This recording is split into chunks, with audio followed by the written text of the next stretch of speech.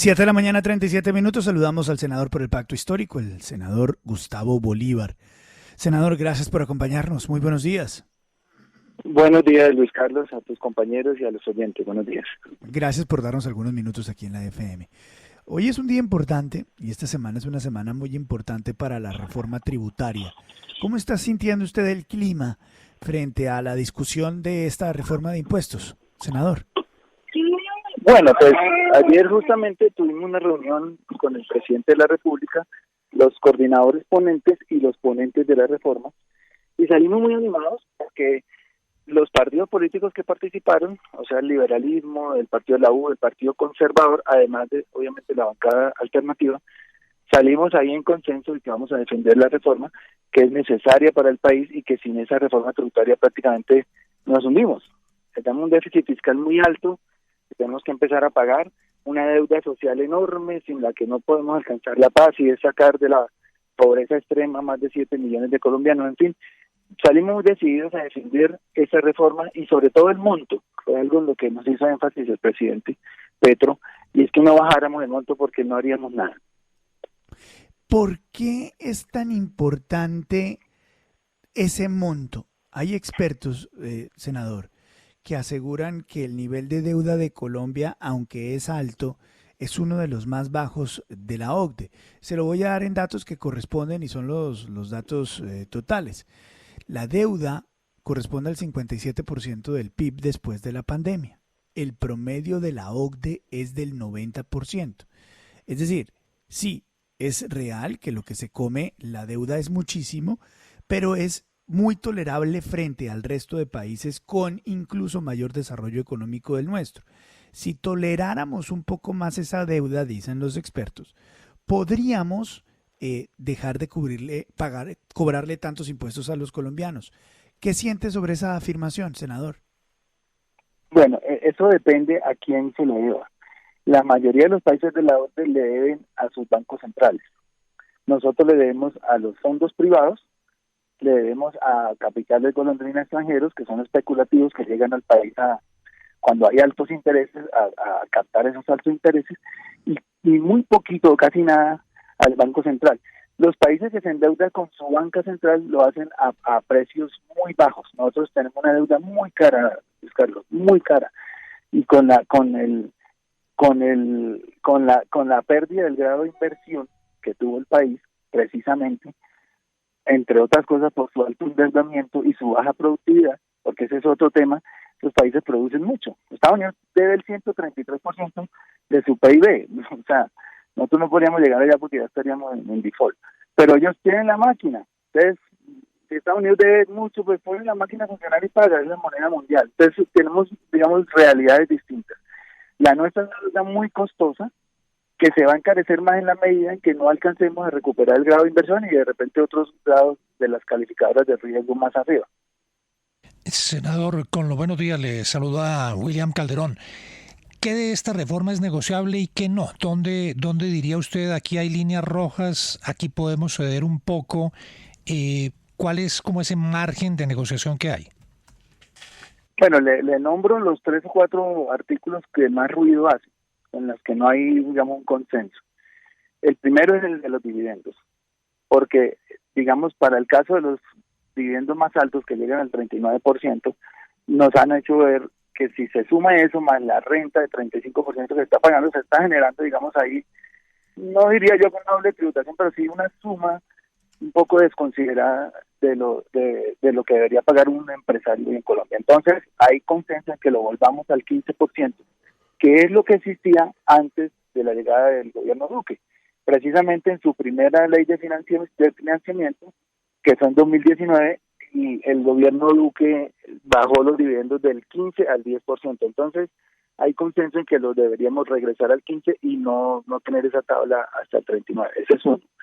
Otro que hace bastante ruido es el de los alimentos ultraprocesados, y muchas, pues, digamos, no hay mucho consenso dentro de la bancada, no tanto por el monto del recaudo, que es muy bajito realmente, pero el presidente nos pidió ayer el favor que lo defendiéramos, porque no se trata de un recaudo, de hecho es menos del 10% de lo que estamos aspirando a recoger, sino del cambio digamos, del modelo alimenticio de los colombianos, los hábitos alimenticios de los colombianos, digamos, un poco desincentivar el uso de algunos embutidos y de carnes o productos ultraprocesados que no le hacen bien al cuerpo humano. Entonces, digamos que hay unos, como dicen ahí, unos impuestos que tienen más rentabilidad social que económica, y esa rentabilidad social pasa porque muchos de esos malos hábitos alimenticios generan al sistema de salud un gasto de entre 12 y 15 billones de pesos al año. Ese es seguro. Y hay otro que tampoco tiene mucho consenso, que es y al que hay que revisar, que es el de la ganancia ocasional, pero ese sí es un tema súper complejo que estamos revisando. Yo creo que yo voy a nombrar una comisión ahí dentro de la comisión tercera para que se especialice únicamente en ese tema. Senador, buenos días, lo saluda Juan Lozano. Le pregunto por otros tres que han generado un enorme debate. Uno, el tema del impuesto de patrimonio, la constitucionalidad del impuesto de patrimonio permanente. Dos, pensiones por la garantía que existe de no tocar las pensiones. Y tres, las cargas para los emprendedores, para los nuevos empresarios que han dicho que les haría muy difícil generar empresa. Esos tres temas: patrimonio, pensiones y emprendedores. Gracias, Juan. Bueno, el de patrimonio, pues también yo siento consenso ahí entre la bancada en que se mantenga el monto hasta 3.000 millones, desde 3.000 millones líquidos. Y sé que, digamos, el ruido lo causa es saber hasta cómo liquidarlo, porque muchos bienes, digamos, dentro de ese patrimonio de 3.000 a 5.000 millones están, digamos, simplemente estimados por el precio que tienen los avalúos catastrales.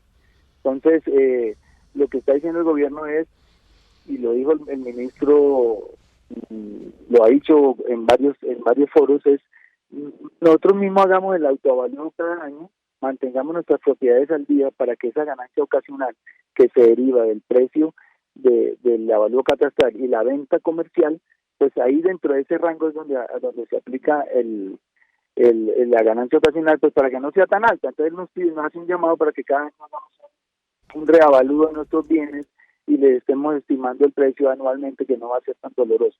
Pero digamos que se mantiene el de los 3.000, del 0,5% hasta 3.000 millones líquidos. Para los oyentes, líquidos significa que son 3.000 millones luego de descontar los acreedores, las deudas, y también se permite descontar la casa de vivienda hasta por 514 millones de pesos. O sea que si yo tengo un patrimonio de 3.800 millones, descuento mi casa por 514 y unas deudas de 500 millones, por citar un ejemplo, no pago ese impuesto. Tiene que ser líquido.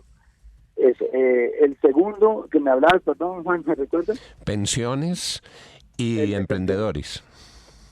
Bueno, el de las pensiones también estamos recibiendo bastantes presiones para que las subamos a partir de 12 millones, a partir de 15.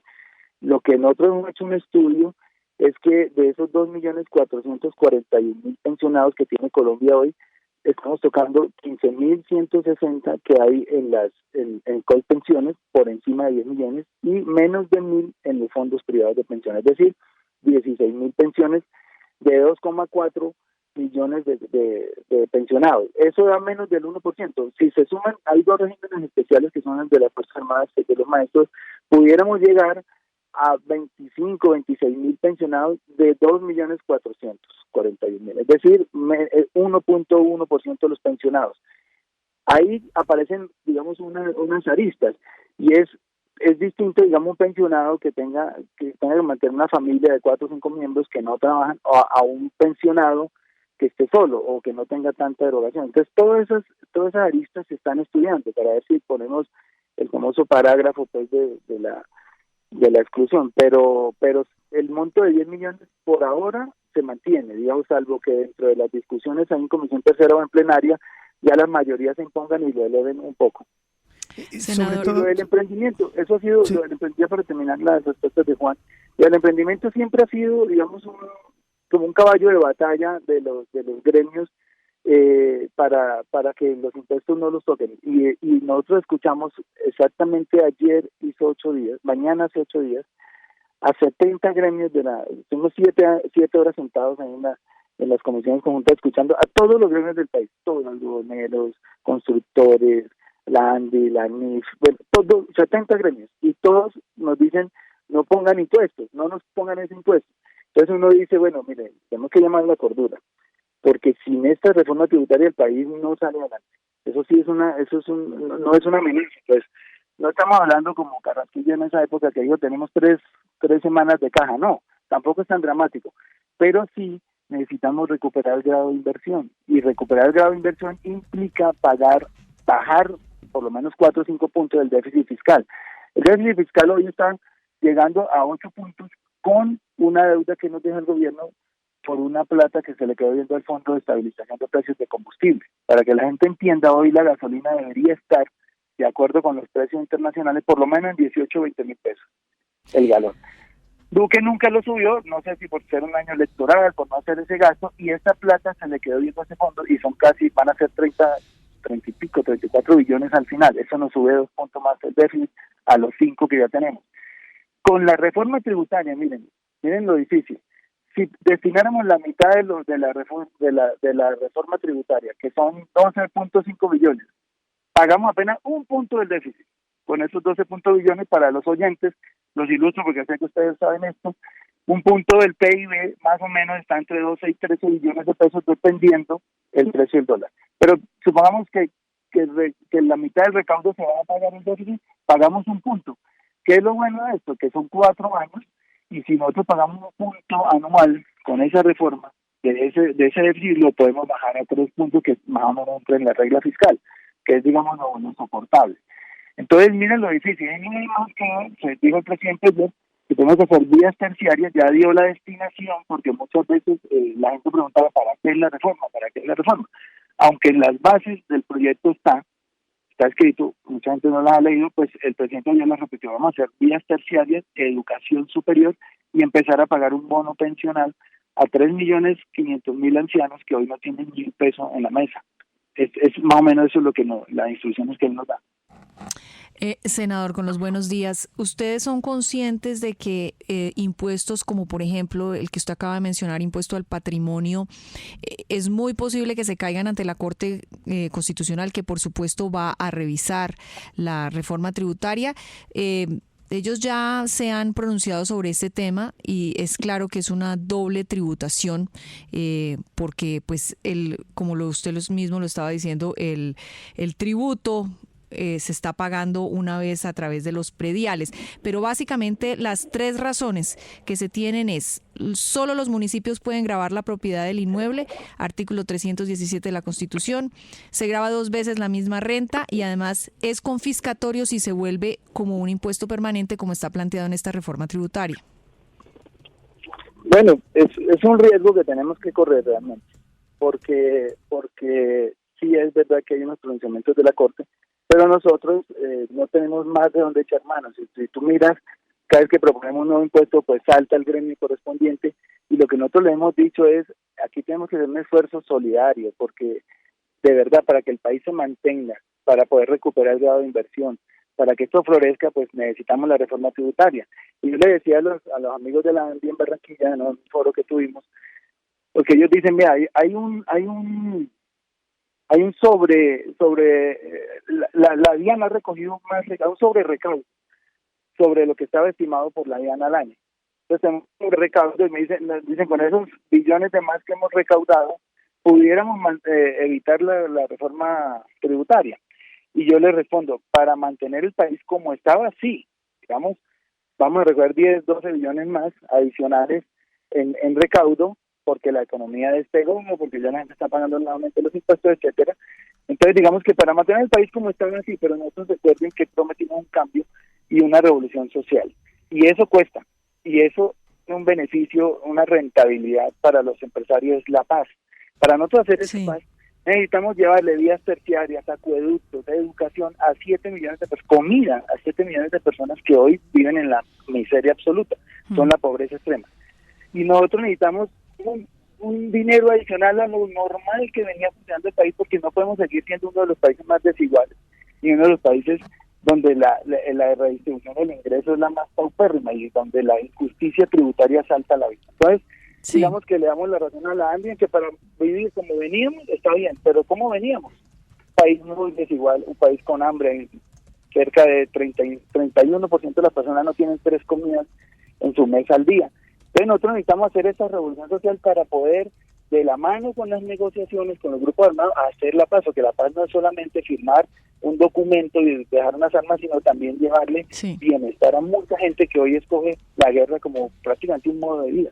Senador, pero ¿cómo le dice usted a la gente, a tantos colombianos, que pague más impuestos cuando la gente ve personas como el senador Alex Flores, más o menos pagado por nuestros impuestos, en carro pagado por nuestros impuestos, haciendo turismo sexual en Cartagena, insultando a la fuerza pública, haciendo escándalos públicos, maltratando a empleados de un hotel?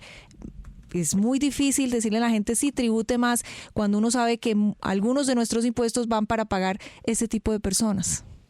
No, tienes toda la razón. Es un episodio lamentable, horroroso.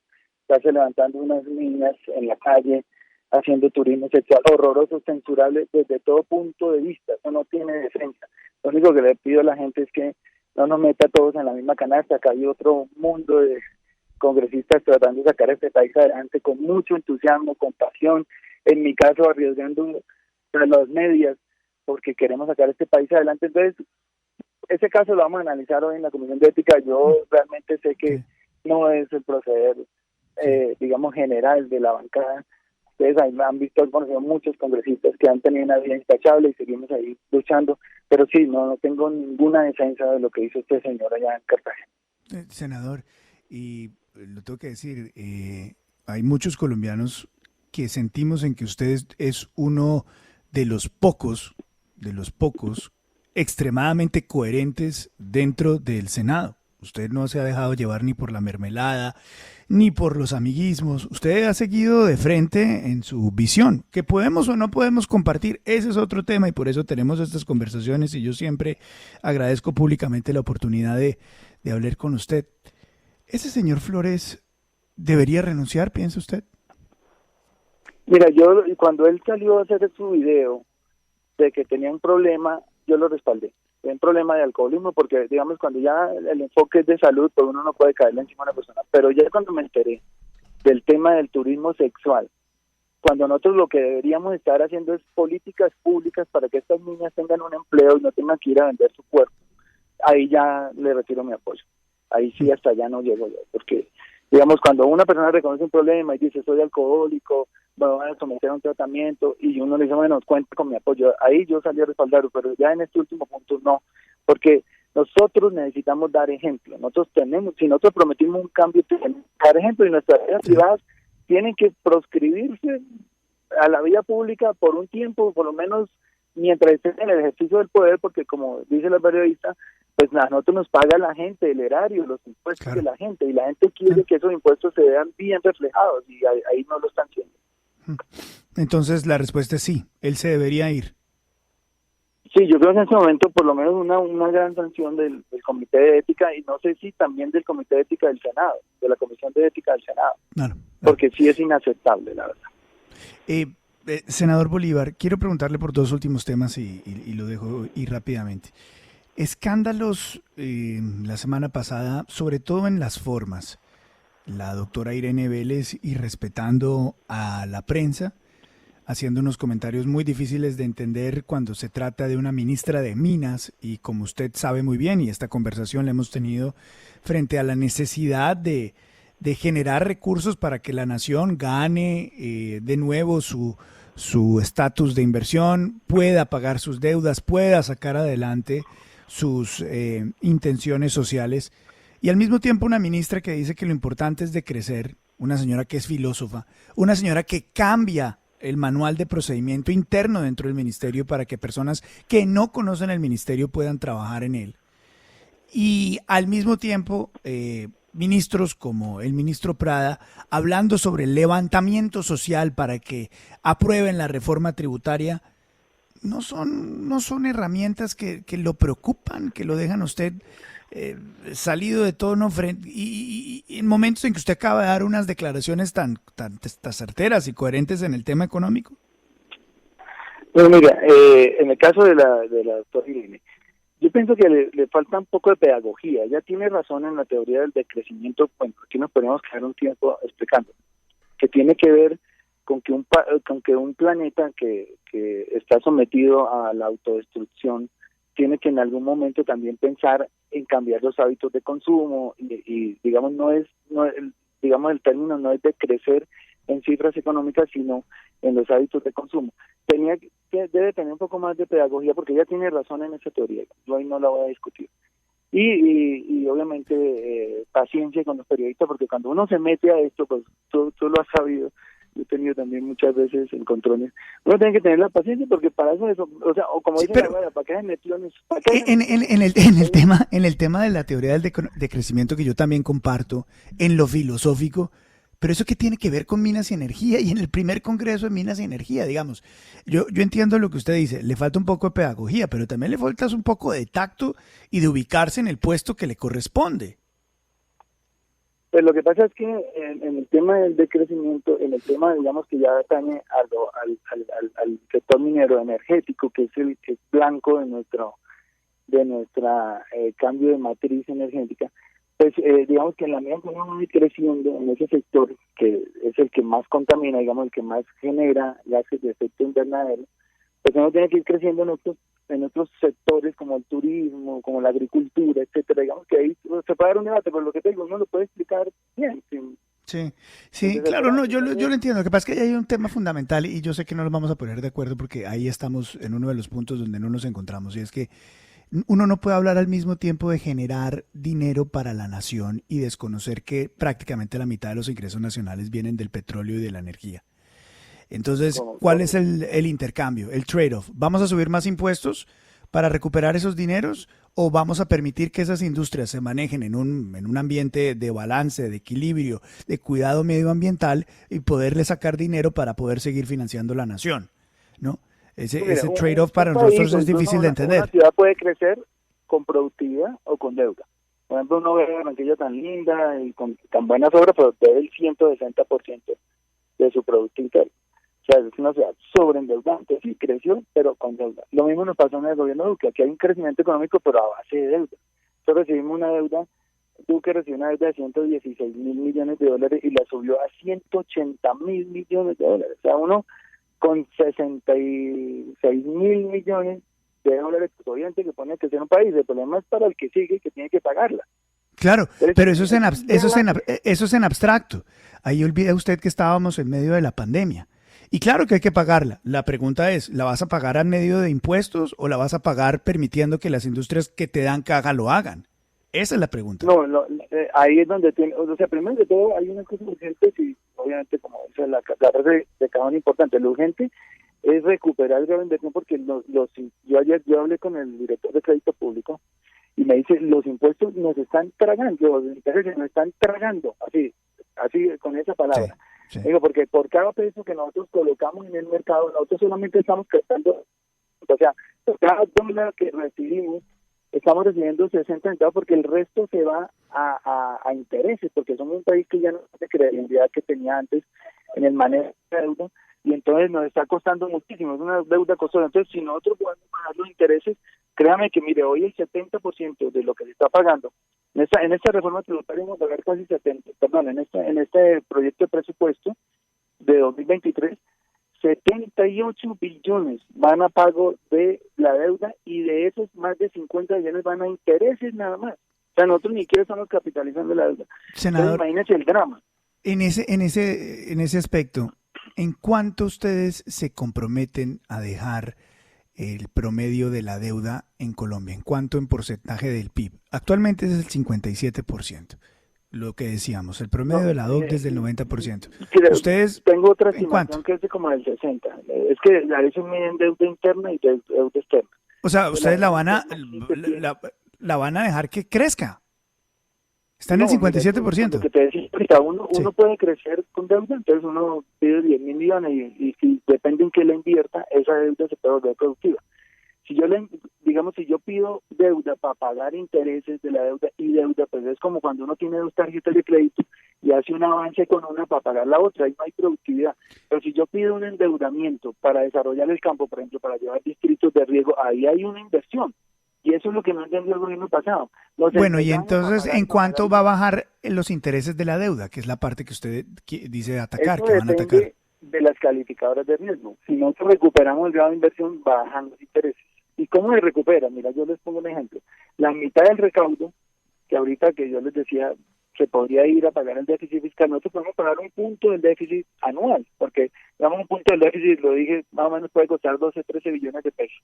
Si nosotros destinamos la mitad de ese recaudo a pagar un puntico del déficit anual, en 4 años tenemos 4 puntos menos. Mire que no por es eso, tan fácil. ¿en cuánto van a dejar ¿en cuánto van a dejar la deuda de interés? Podríamos tener un déficit de 3 puntos que ya es manejable. Y ahí nos pueden devolver el grado de inversión. Eso no es inmediato, eso es bien lento. Y si nosotros tuviéramos hoy cómo pagar ese déficit, pues obviamente lo haríamos rápido. Pero miren lo dramático, con la mitad de la reforma, pagando 12.5 billones anuales al déficit, podríamos bajarlo 4 puntos, hoy está casi en 8. Entonces, si lo llegamos a 3, 4, que está dentro, digamos, de la regla fiscal, uno ya puede aspirar a que nos devuelvan ese grado de inversión. Pero miren lo lento y lo demorado que es. Yo le tengo que decir que me parece todo unas cuentas muy alegres. Ojalá se les dé. Sí. Me parece que son unas cuentas muy alegres con unos supuestos muy fuertes. Ojalá se les dé, porque sí es muy importante que nosotros recuperemos el grado de inversión. ¿Sabe qué me deja muy tranquilo esta conversación? Y se lo digo con toda honestidad. Primero, que usted ha leído sobre el tema. Puede que su formación no sea de economista, pero usted ha leído el tema y lo está haciendo en buena onda. Segundo, que dentro de sus prioridades está recuperar el grado de inversión, generar confianza inversionista, eso me parece muy importante, y